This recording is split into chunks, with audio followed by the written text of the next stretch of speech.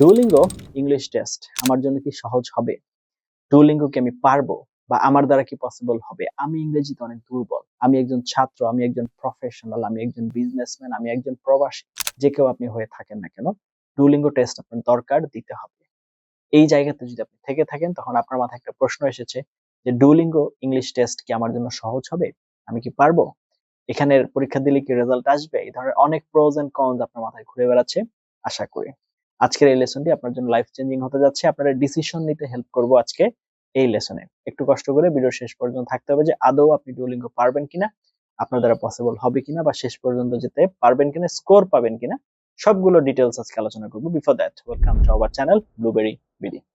Preferably number one platform in Bangladesh for Duolingo preparation or trying to make your Duolingo journey easy.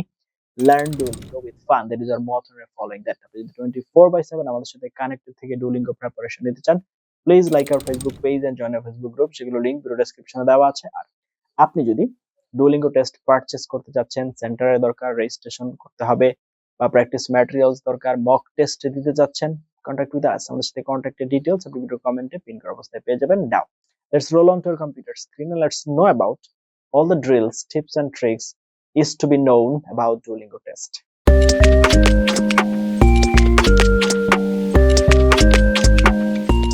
তো চলে আসলাম আমরা computer স্ক্রিনে। কেন Duolingo আপনার জন্য সহজ হতে পারে? আপনার আগের কথাবার্তা ও প্রস্তুতির ধরন দেখে দেখা যাচ্ছে যে আপনি আইএলটিএস, টোফেল এবং পিটি নিয়ে হয়তো ঘাটাঘাটি করছেন। তো সেক্ষেত্রে আমরা একটু দেখি। মূলত এক্সাম স্ট্রাকচার দেখুন। এক্সাম স্ট্রাকচার খুব সিম্পল। সময় মাত্র 1 ঘন্টা। আপনি ডুওলিঙ্গো টেস্ট যে দিবেন, সময় হচ্ছে মাত্র 1 ঘন্টা। No long speaking test.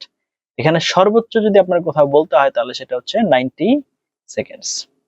আরেকটা অপশনাল পার্ট আছে, সেটা হচ্ছে 3 মিনিটস। তবে সেটা হচ্ছে রেঞ্জ আছে 1 থেকে 3 মিনিটস এর মধ্যে। সুতরাং আপনি 3 মিনিটস যে সম্পূর্ণ বলতে হবে সেটাও জরুরি না। No writing task 1 2। তার মানে আইএলটিএস এর ক্ষেত্রে বা পিটি এর ক্ষেত্রে যে বড় এসে লিখতে হয় এই ধরনের কোনো কিছু নেই। সব প্রশ্ন শর্ট এন্ড ফাস্ট। আইএলটিএস, টোফেলের মতো প্রেসার নেই। সবকিছু বিবেচনায় মোটামুটি এটাকে সহজ আমরা ধরতে পারি। এরপর হচ্ছে গ্রামার। গ্রামার খুব বেসিক লাগে। ডিটের ক্ষেত্রে দরকার হয় কি, প্রেজেন্ট টেন্সে দরকার হয়, পাস্ট টেন্সে দরকার হয়, সিম্পল সেন্টেন্সে দরকার হয়, বেসিক লিঙ্কিং ওয়ার্ডসে দরকার হয়, কমপ্লেক্স গ্রামার দরকার নেই। স্পিকিং সবচেয়ে সহজ অংশ হচ্ছে 30 to 90 সেকেন্ডস। টপিক খুবই জেনারেল।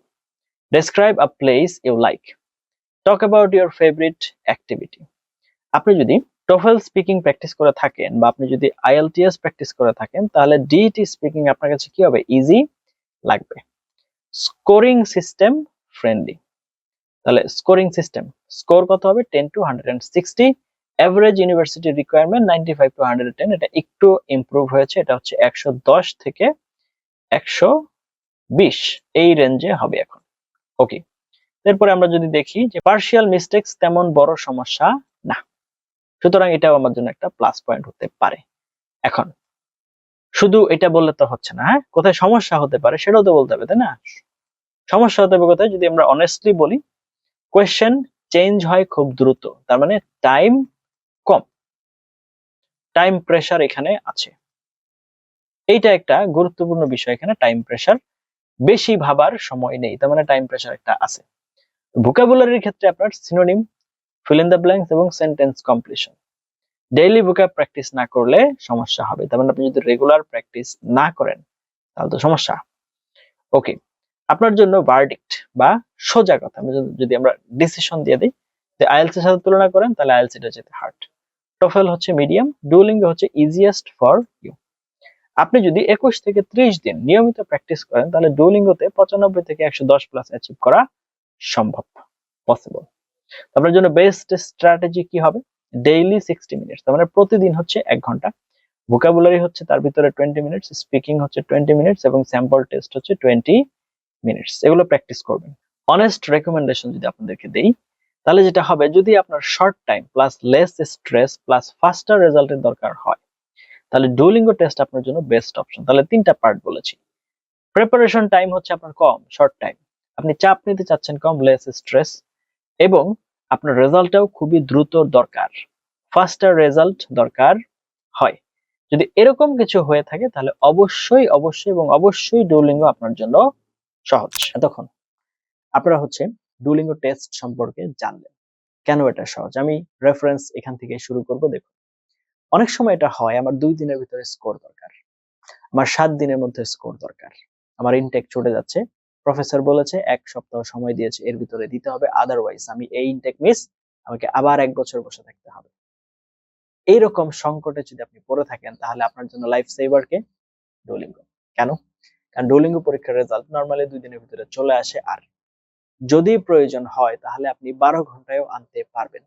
কারণ আপনি পরীক্ষা দেওয়ার সময় যদি রেজিস্ট্রেশন 12 ঘন্টার জন্য করেন, এক্সট্রা কিছু খরচ হবে, কিন্তু 12 ঘন্টায় রেজাল্ট চলে আসবে। অনেক সময় এক্সট্রা খরচের চাইতে সময়টা ইম্পর্টেন্ট হয়ে দাঁড়ায় বেশি। তো এটা হচ্ছে একটা ইস্যু। আরেকটা ইস্যু হচ্ছে আপনার বাসা অনেক দূর, আপনার বাসার আশেপাশে ভালো কোনো সেন্টার নেই। তাহলে সেক্ষেত্রে কি করণীয়? কোথায় পরীক্ষা দিব? ডুওলিঙ্গো পরীক্ষার জন্য আলাদা কোনো সেন্টারের প্রয়োজন হয় না। এটা আপনি যেখানে খুশি সেখানেই পরীক্ষা দিতে পারবেন। তার মানে আপনার ঘরে বসে আপনি আপনার বাসায় কনভেনিয়েন্ট টাইমে। এবার আসেন টাইমের ব্যাপারে।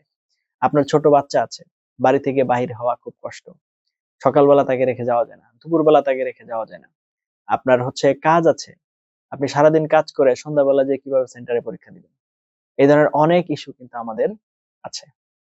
এই জায়গাটাতেও ডুওলিঙ্গো বেস্ট সলিউশন। কেন? কারণ এটার জন্য নির্দিষ্ট কোনো সময়ের দরকার নো নিড। আপনি হচ্ছে রাত্রে 2টার সময় পরীক্ষা দিতে পারেন, কোনো সমস্যা নেই, আপনার যখন প্রয়োজন তখনই দিবেন। তাহলে বুঝতেই পারছেন there is some convenience, right? আরো ইম্পর্টেন্ট বিষয়, ডুওলিঙ্গো টেস্টের রেজিস্ট্রেশন ফি। ডুওলিঙ্গো টেস্টের রেজিস্ট্রেশন ফি ধরেন অন এভারেজ আমি ধরলাম, যদি বাড়িয়েও ধরি তারপরেও 10,000। সেখানে আইএলটিএস বলেন, টোফেল বলেন, পিটি বলেন, এগুলোর ফি হচ্ছে অলমোস্ট 30,000। তার মানে 3 ভাগের 1 ভাগ। সুতরাং বুঝতেই পারছেন। এখন আপনার যদি কোনো কারণবশত ডুওলিঙ্গো টেস্ট একবার খারাপও হয়, দ্বিতীয়বারও যদি দেন, তারপরেও আইএলটিএস এর চাইতে 10,000 টাকা খরচ কম থাকবে। সুতরাং আপনার এখানে কিন্তু অপশন রয়ে গেছে যে আপনি চাইলে এটা কি করতে পারেন, কয়েকবারও দিতে পারেন। আর যদি ভুল হয়ও তারপরেও কোনো সমস্যা নেই। there is no issue। সুতরাং ডুওলিঙ্গো যে আপনি দিবেন তার অনেকগুলো রিজনের মধ্যে এগুলো হচ্ছে অন্যতম হাইলাইটেড। আরেকটা বিষয় হচ্ছে, অনেকে আছে লম্বা সময় কথা বলতে পারে না, লম্বা প্যাসেজ লিখতে পারে না, কিন্তু ছোট ছোট হলে লিখতে পারে। তো সেক্ষেত্রে আপনি যখন লম্বা প্যাসেজ লিখবেন, না লিখে যখন আপনাকে প্যাসেজ লিখতে দেওয়া হবে ছোট পিচ্চি, আপনাকে যখন প্যাসেজ লিখতে দেওয়া হবে 70 বা 50 ওয়ার্ডের ভিতরে, আপনাকে যখন বলতে বলা হবে সেটা যখন আপনার হচ্ছে কতক্ষণ হবে, 30 সেকেন্ডস 90 সেকেন্ডস হবে, বা সর্বোচ্চ 3 মিনিটস হবে, এর বেশি হবে না, তখন কিন্তু আপনার জন্য ব্যাপারটা অনেক ইজি হয়ে আসবে। will be really really easy for you। সুতরাং এইখানেও কিন্তু ডুওলিঙ্গো বাজি মেরে দিচ্ছে। এখন আরেকটা জিনিস যেটা সবচাইতে আলোচ্য বিষয় বা গুরুত্বপূর্ণ বিষয়, যেটা হচ্ছে আমি পরীক্ষা দিলে রেজাল্ট পাবো কিনা। অনেকে বলে রেজাল্ট আসে না। দেখুন, ডুওলিঙ্গো টেস্টের কিছু ক্রাইটেরিয়া আছে, ডুওলিঙ্গো টেস্টের কিছু ম্যানুয়াল আছে, আপনি কিভাবে বসবেন, কোন দিকে তাকাবেন, কতক্ষণ তাকিয়ে থাকবেন, কিবোর্ডের দিকে কতক্ষণ তাকিয়ে থাকবেন, এই রুলস গুলো আমাদের চ্যানেলে খুব সুন্দর করে আলোচনা করা আছে। টেস্ট প্রিপারেশন টাইপ অফ যে লেসন গুলো আছে সেগুলোতে, দয়া করে সেগুলো একটু ভালো করে দেখেন। তারপর হচ্ছে প্রিপারেশন নিয়ে পরীক্ষা দেন, 100% রেজাল্ট আসবে যদি আপনি কোনো অসৎ পন্থা অবলম্বন না করেন।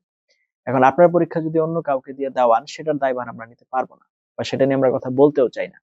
আপনি যদি সঠিক নিয়ম মেনে পরীক্ষা দেন, তাহলে আপনি অবশ্যই অবশ্যই এবং অবশ্যই স্কোর পাবেন, এটা নিয়ে কোনো সন্দেহের অবকাশ নেই। যাই হোক, এতক্ষণ সাথে ছিলেন তার জন্য অনেক এবং অনেক ধন্যবাদ। এই ধরনের আরো এবং আরো ইনফরমেটিভ লেসন পাওয়ার জন্য দয়া করে চ্যানেলটি সাবস্ক্রাইব করে পাশে থাকতে ভুলবেন না। Thank you for watching until now. Let's meet in some other video. Till then have a nice time. আসসালামু আলাইকুম ওয়া রাহমাতুল্লাহি ওয়া বারাকাতুহু।